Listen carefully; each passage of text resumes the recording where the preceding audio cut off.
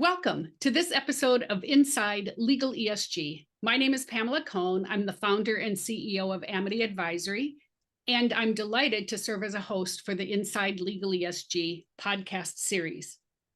Today, we are so fortunate to have with us Professor Allison Taylor of the NYU Stern School of Business. She is the recent author of Higher Ground: How Business Can Do the Right Thing in a Turbulent World, just published by Harvard Business Review earlier this year. According to her LinkedIn bio, she sits at the intersection of corporate integrity, risk, and responsibility. That's quite an intersection, and I'm looking forward to hearing more about it. So Allison, welcome. Thank you so much for having me. It's a delight to be here. So I'm going to start way back and ask you, how did you even get into this topic at the intersection of corporate integrity, risk, and responsibility that has now, become your career? So it's such a great question. And I think, the fact that you run a podcast called Legal ESG is relatively unusual because it does bring together those concepts. So the short answer to this question is I've had a weird career. I spent 12 years, we don't need to dive all the way back, but I spent 12 years working in corporate investigations, first in the Middle East and Africa, then in the Americas. So that was lots of work on bribery, anti-corruption due diligence, fraud, anti-money laundering, political risk, helping multinationals operate in high-risk environments. And in that job, you deal with a lot of ethics and compliance departments and general counsels, bankers, lawyers. It's high stakes, it's big transactions, there's lots of legal risk. So I did that for a long time, and I was very kind of familiar with those concepts. And then at the beginning of 2015, I moved to go and work for a sustainability nonprofit called BSR. And so it was incredibly striking to me then that there was in the sustainability world a completely different vision, a completely different philosophy about good business, different concepts, different jargon. And, most strikingly of all, that the ideas didn't really tessellate, didn't really hang together. And so I saw all these contradictions in how these two functions and structures thought about being good business.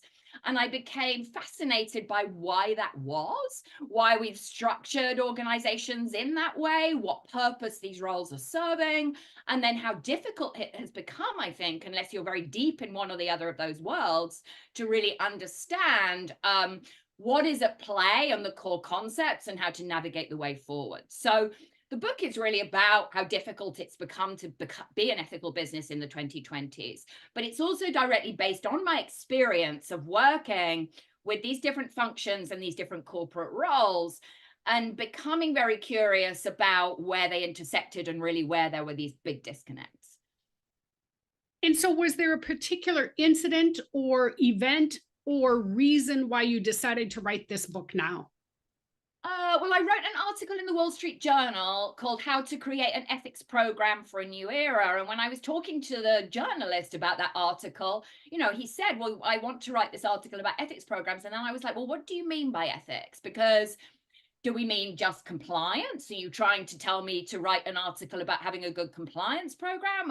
And he seemed to be more concerned about issues like climate change and human rights. And so I was like, well, you've really hit on an issue here. Mm-hmm. We don't really know whether those topics are supposed to be in an ethics program or not. And so I wrote that article. And then that came to the attention of an editor at Harvard Business Review who said, oh, we've been looking for a book on business ethics and would you like to pitch? So that was how the book came about. I was actually trying to write another book at the time. But it was really the kind of through line was that original Wall Street Journal article. And then, my experience being that people were really in these very siloed areas on this topic. Clearly you are not, however, so that's interesting. But I certainly see the differences as you described them. It's almost like two different worlds. How long did it take for you from the time you had that conversation with the editor to the time the book was published? And the second part of that question is, it is such a rapidly evolving area. How did you even stay on top of everything that was evolving so quickly? So I started talking to the editor in around December 2020. I signed the contract maybe May or June 2021, and then I finalized the book in the summer of 23. So it took a couple of years. You're absolutely right. Like, the world was transforming during that time. So on the one hand, I felt very pleased because I was tracking things like the rise of employee activism and speaking up and the backlash and political responsibility and stuff like that. So in a way, as the situation evolved, I was like, well, I anticipated this. And so everything that's happening is reinforcing my arguments. But then also, of course, things were happening that were very surprising, and I was constantly having to rewrite and restructure. Right at the end, I was having all these dilemmas about, there's this big backlash against ESG. Should I even use that term? Is that term going to last? The book starts with the Starbucks example and unionization. Starbucks has since moved. There is a discussion about Bernard Looney, the former CEO of BP, who's since been fired. So for sure, this is a very, very, very rapidly evolving space. My editor tells me that readers understand that. They understand this is written in a point in time. But yeah, I think that's part of the problem. It's kind of like trying to grab onto Jello and nail it to the wall when everything is moving and everything is incredibly confused and fraught. But I hope that my ideas have a bit more long-term resonance and I'm saying something a little bit more significant than just tracking developments over the past few years, but the readers will be the judge of that. There are two chapters in your book that I would love to have you comment on because they're related and you just touched on both of them. One is chapter number 7, which is getting serious about corporate political responsibility. And then chapter number 12, speaking up in an era of activism. Share with us your thoughts on both of those topics. Well, let's start off by talking about corporate political responsibility. So the book opens with 3 kind of mega trends that I think have really changed responsible business and made running a business more difficult than ever. And one is the increased willingness that we've all seen and experienced of corporate leaders and corporate employees to speak up on controversial social, political, and environmental questions. That has really changed in the last decade. It used to be we accepted corporations are neutral, corporations focus on shareholder value, corporations do not get involved in topics like racism or climate change or immigration or reproductive rights. Clearly that has changed. I think that happened during the Trump administration, but I think Trump was a catalyst, not the underlying cause. And so that kind of drawing of companies into political discourse has had a lot of consequences. I think it's got a lot more fraught and difficult, but one of its consequences has been that it has really refocused the public and employees and activists and even investors on the gap between speech and spending.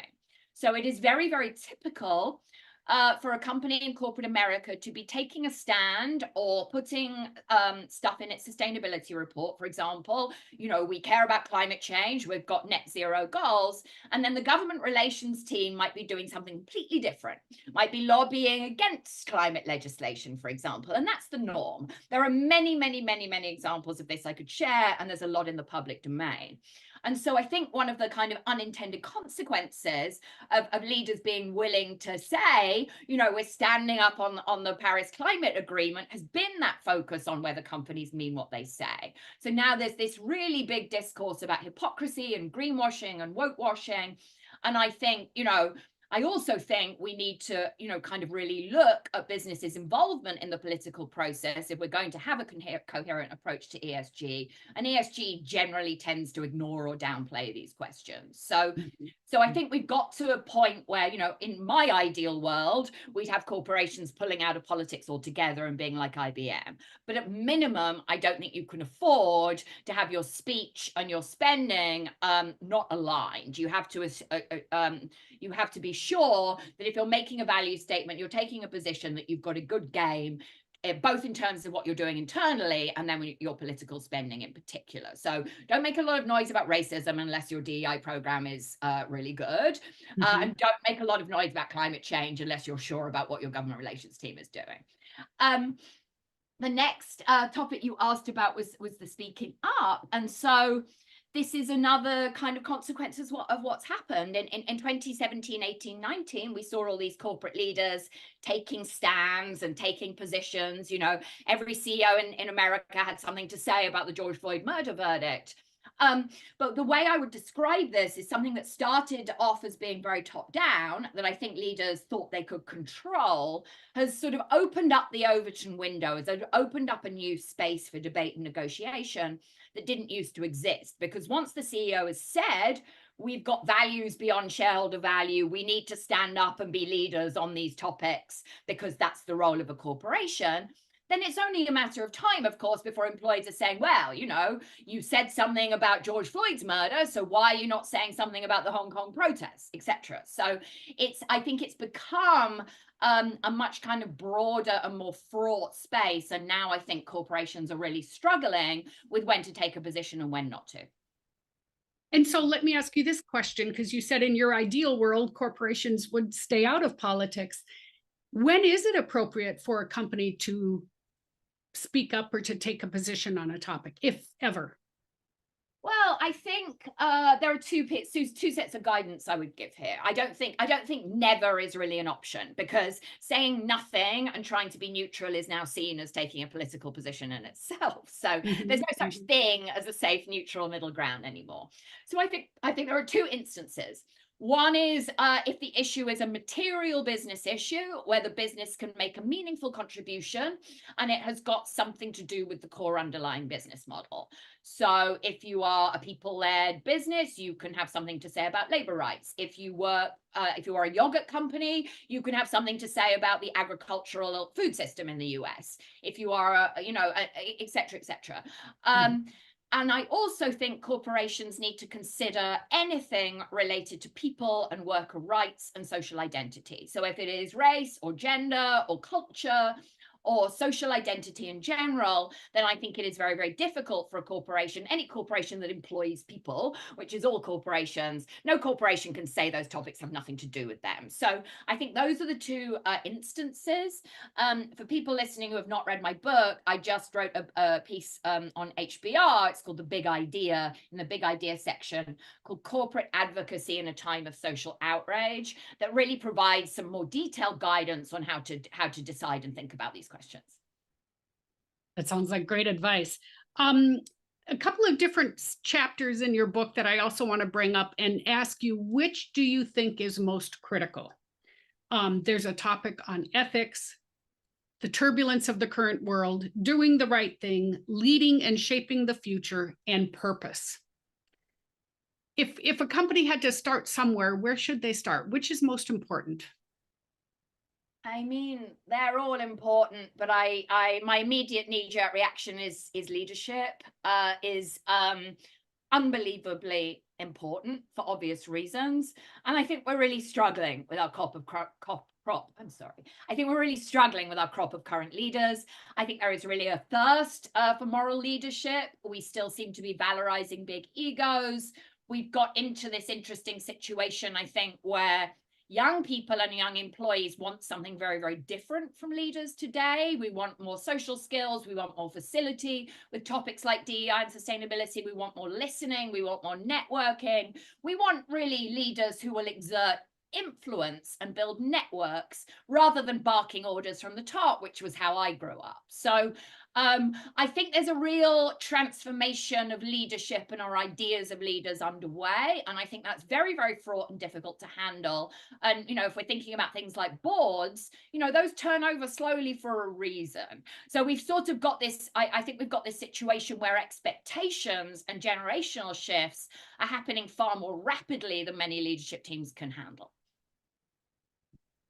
So you mentioned at the beginning, as you were trying to keep your book current with all that was happening, this whole campaign around the acronym ESG and where is it going? What's your prediction? Is that acronym still going to be used going forward, or are we going to migrate to a new set of terminology? I wouldn't be surprised if someone comes up with a new bit of jargon. This is a jargon heavy field. I mean, there are various people out there at the moment making some effort to rebrand ESG as responsible sustainability or rational sustainability or something like that. I'm here to tell everybody I don't think the issue is the term. I think the issue is that we're having a very, very high stakes debate about what the role of business in society should be. And the acronym ESG is just sort of a proxy for that wider and much more significant conversation. And I think we need to be clear that that is an ethical conversation. That is a conversation about shoulds. That is not just a conversation about making money. And I don't think it is actually particularly advisable that anybody, so whether you're pro or anti ESG at the moment, you are tending to make the argument that this has nothing to do with ethics. And I am the rational capitalist, and those people over there are the ideological bad faith actors. I think that's disingenuous. I think we are having a conversation about what we want and what we believe should and should not be. And I think we actually need to acknowledge that and bring that reality into the room. And that's part of what my book is trying to do. So what do you think 2024 has in store for us here in the US and more broadly with respect to ESG and ethics and the corporate world? Well, I'm not enjoying it that much so far. I mean, we've obviously got the election, which promises to be fraught, nasty, vicious, lots of misinformation. It's already, I don't think any American is feeling particularly positive about that. So I think that's one thing. I think we're going to see, therefore, a lot more scrutiny and discussion about corporations and politics as the year moves forward. The kind of wider point that I'm really hearing from people is that there has been an acceptance that there has been a lot of corporate overpromising. There has been a lot of ticking the box on getting ESG scores and claiming you're tackling 30 things at the expense of a strategic focus. And I'm hearing from a lot of internal teams that they're exhausted, they're getting a lot of backlash, they're thinking better of their assumptions. And so I hope that we're going to be kind of moving into an era, and this also comes from the increased regulation of reporting and the backlash against greenwashing. I think we're moving to a more sober and restrained and realistic era in terms of corporations' promises. At least that's what I am trying to make happen.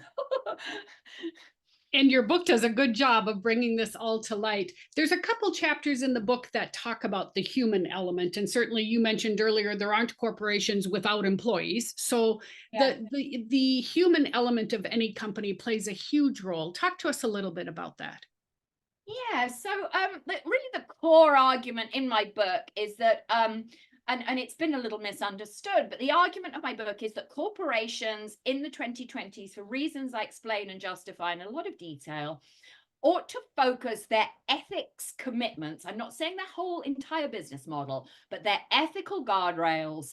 The best place to ground them in a very contentious, polarized world is with the company's impact on human beings, both negative and positive. So thinking about how your business impacts human beings and basing your ethical commitments around that impact and treating human beings with dignity and respect, I think is a path forward, out of the thicket.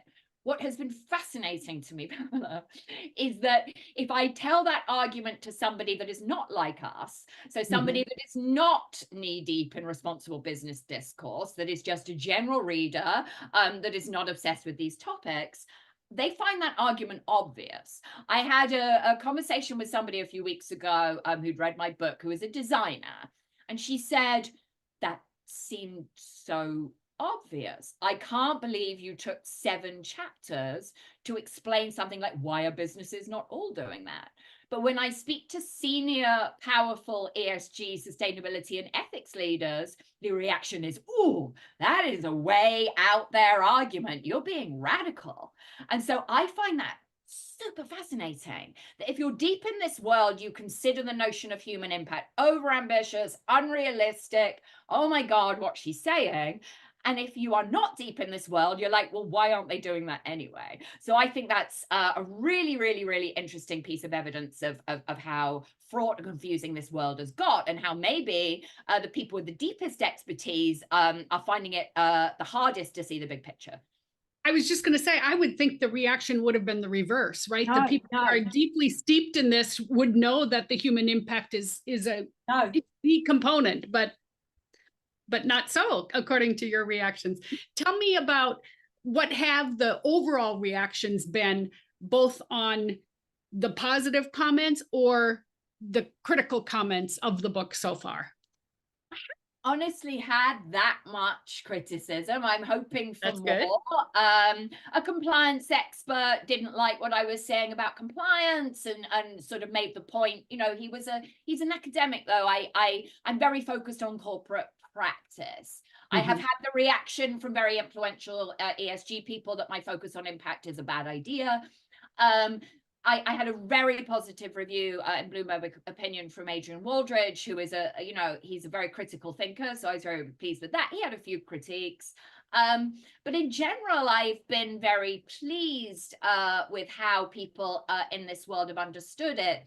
I think what is most exciting for me is if a general reader, again, that has not spent their whole career in this world as you and I have, can understand my arguments and understand my framing. And if they think the book's coherent, that's the most thrilling thing to me. And, so far, so good. It's very early days, but so far, so good.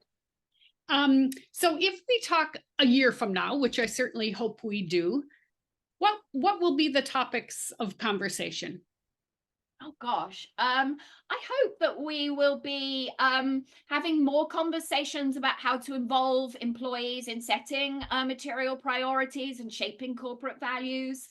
I hope we will have agreed that a much more robust and realistic discussion about involvement with the political process and dealing with governments is underway.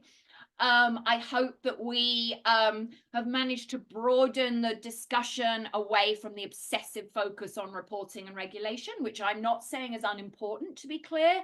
I just don't think it deserves the 95% of the space and noise it currently takes up. And I hope we're just having a more kind of big picture, realistic conversation about what we're really expecting business to do and not do. I love your comment about reporting and regulation, because indeed it seems to suck the air out of the room for those of us who are practicing in this area. And really, from my perspective, that is really just a snapshot picture of progress every year. All of the work should be over here, not meeting reporting and regulatory requirements, but so be it. Agree more. Okay, ultimately, we live in a very turbulent world. It's the name of your book. So in doing this work, what gives you hope? Oh, being in the classroom. I'm teaching a class called Sustainability for Competitive Advantage. Teaching 4 sections of it this term, but the longest versions, I have an undergrad class and an MBA class. They're wonderful. They're so brilliant. They're so skeptical. They ask such good questions. They're so passionate. And I spend time with them, and I feel that the world will be okay when they are in charge. And unfortunately, our generation did not, we weren't good caretakers of the world, and hopefully the next generation will be. I think that's absolutely right. I think we've been dealing with some old-fashioned assumptions that need to go away, and these things take time, and social change takes time. But you and I are trying to be voices charting a path forward, and I think we're able to have that role even if we're not 25 years old. Yes, hear, hear. Well, thank you so much for your time today. And I'm about halfway through your book. I'm going to be motivated now to finish it this afternoon. Thank you so much. I'm sure our audience got a lot out of this, and go buy her book. Thank you so much. Such a joy to talk to you, and thank you so much for having me. My pleasure. Bye-bye.